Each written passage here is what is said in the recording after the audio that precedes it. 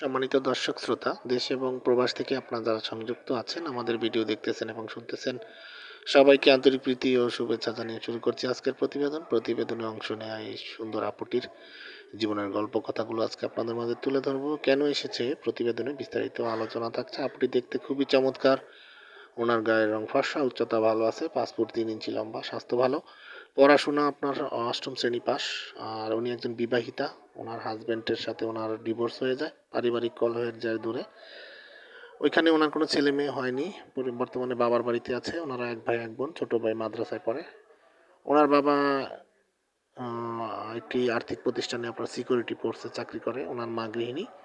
তো আর্থিক সংকটের মধ্যেই আছে ওনারা, এক ধরনের আর্থিক অসচ্ছলতার কারণে আসলে ওনার বাবা ওনাকে যে দ্বিতীয়বার বিয়ে শাদী দিবে ওইরকম কোনো অ্যাবিলিটি নেই।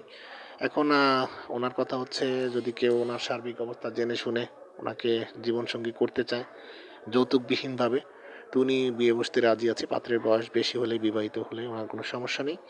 উনি সেই ক্ষেত্রে আপনার হচ্ছে জীবনসঙ্গী করতে রাজি আছে। আপনারা যারা এই ধরনের পাত্রীর খোঁজে আছেন বা জীবনসঙ্গী করতে চান ডিভোর্সি কোনো নারীকে, তাদের জন্য এটা ভালো একটা সুযোগ। আপনারা ওনার সাথে স্ক্রিনে দেওয়া নাম্বারে যোগাযোগ করে কথা বলে নেবেন, নাম ঠিকানা সব কিছু ওনার মুখ থেকে জেনে নেবেন। আর আমাদের ইউটিউবের কিছু নিয়মকানুন মানতে গিয়ে আমরা কারো নাম ঠিকানা বলতে পারি না, সেটা আপনারা জানেন, সেই জন্য আন্তরিকভাবে দুঃখিত। আপনারা ওনাকেই কল দিয়ে ওনার মুখ থেকে সব কিছু জেনে নেবেন। আর আমাদের চ্যানেলটিকে সবসময় সাবস্ক্রাইব করে রাখবেন।